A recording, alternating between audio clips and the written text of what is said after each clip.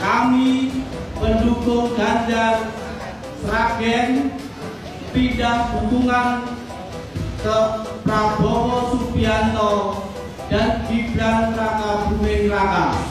Kami cinta Prabowo, kalian sayang Gibran. Kita semua tujuannya sama. Kami relawan Ganjar Pranowo menarik dukungan dari Ganjar Pranowo Mahfud MD dan memberikan dukungan kepada Prabowo Subianto, Gibran Rakabuming Raka. Acara ini ditujukannya dari kami para relawan Ganjar yang berbalik dukungan dan mendukung penuh Pak Prabowo dan Mas Gibran untuk menjadi Presiden dan Wakil Presiden 2024 sampai 2029. Pak Prabowo dan Mas Gibran merupakan figur capres dan cawapres yang sangat berkomitmen mensejahterakan rakyat Indonesia. Saya yakin Pak Prabowo dan Mas Gibran adalah penerus dari visi misi pro rakyat yang sudah digagas Bapak Jokowi. Pak Prabowo dan Mas Gibran adalah pasangan yang ideal, saling melengkapi dan bisa membawa Indonesia maju. Prabowo Gibran!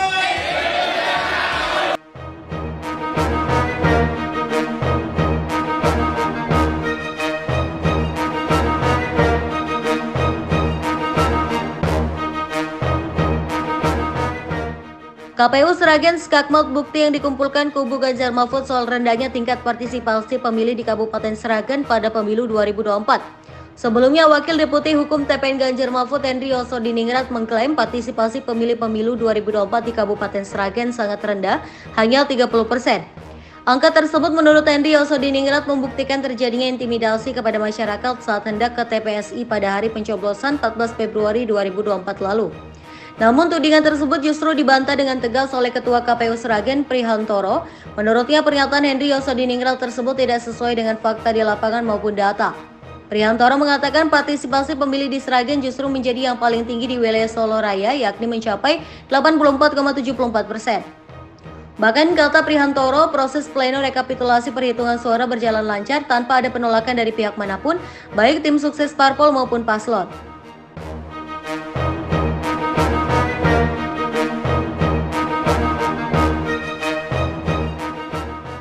Berdasarkan hasil dari rapat pleno perhitungan suara Pilpres 2024 yang dilakukan KPU Sragen, jumlah suara sah tercatat sebanyak 625.442 suara.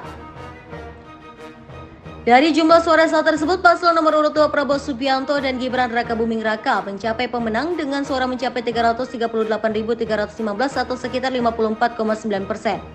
Sedangkan paslon nomor urut 3 Ganjar Mahfud memperoleh 206.137 suara atau 32,96%. Disusul paslon nomor urut 1 Anies Mohaimin dengan 80.990 suara atau sekitar 12,9%. Sebelumnya Henry Yosodiningrat menuding Pilpres 2024 syarat kecurangan, salah satunya terjadi mobilisasi massa untuk tidak menggunakan hak pilihnya. Ia mencontohkan kasus tersebut terjadi di Sragen, Jawa Tengah yang menurut data kubu Ganjar Mahfud tingkat partisipasi pemilihnya sangat rendah, hanya 30%. Capres nomor 3 kan agak keras menyatakan minta Komisi 2 DPR RI untuk mengadakan hak angket atau setidaknya raker dengan penyelenggara pemilu salah satunya KPU dengan dugaan kecurangan atau anomali-anomali. Ini KPU gimana Pak? Undang-undang pemilu telah jelas mendesain bagaimana menyelesaikan semua permasalahan berkaitan dengan pemungutan dan penghitungan suara. Kalau sekiranya terjadi pelanggaran administrasi, jelas Bawaslu lah yang menangani. Kalau sekiranya ada perselisihan terhadap hasil pemilu, Mahkamah Konstitusi sebagai lembaga yang menyelesaikan permasalahan ini. Jadi Undang-Undang Pemilu sudah menjelaskan hal tersebut, mekanisme penyelesaian semua permasalahan berkaitan dengan pemungutan, penghitungan, dan rekapitulasi.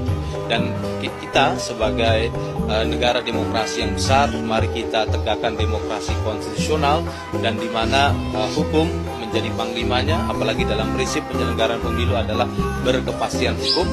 Saya ingin mengajak kepada semua pihak, mari kembali kepada undang-undang pemilu.